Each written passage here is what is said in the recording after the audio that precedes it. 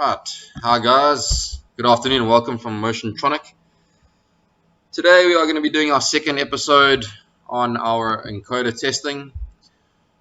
If you have watched the first episode, you will see we covered the basic testing and basically procedures we do when using the data display tab. Today we are going to be moving on to the count test, which will show us more accurately how we check that the encoder is counting correctly. So if I go over and I select here the count test, right, we have our page here, and basically what the software allows us to do here is make sure that the encoder is indeed counting our 32,768 counts per revolution, which is what this encoder is designed to count.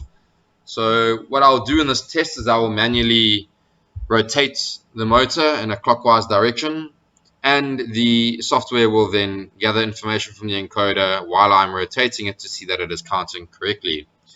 So I will start the test now, and you guys can observe exactly how we do this.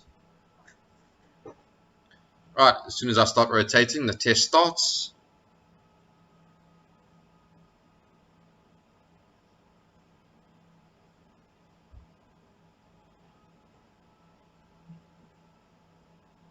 Right, so far so good.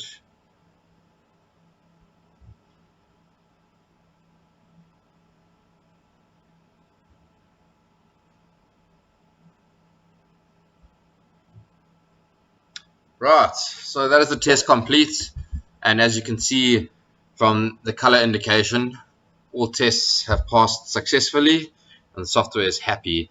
You may see that the counts are not exact, there are slight deviations, and you can see here in the instruction comments tab, as long as these deviations are not greater than 2%, the encoder is still deemed perfectly accurate. You can see in our actual tabs here of the count per revolution, we are very close on our 32,768. There are slight deviations as shown here with percentages. If they are outside of the 2%, these would then be marked as red, and this encoder would not be deemed fit to pass.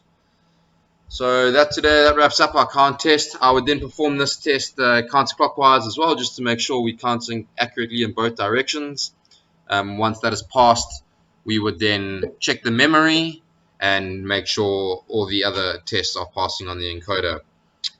So that is it for today. Thank you very much for tuning in. Feel free to go over to our website at www.motiontronic.co.za, or you can catch us on our LinkedIn page. Follow us and keep up to date. That'll be it for today. Thank you, everybody. Bye-bye.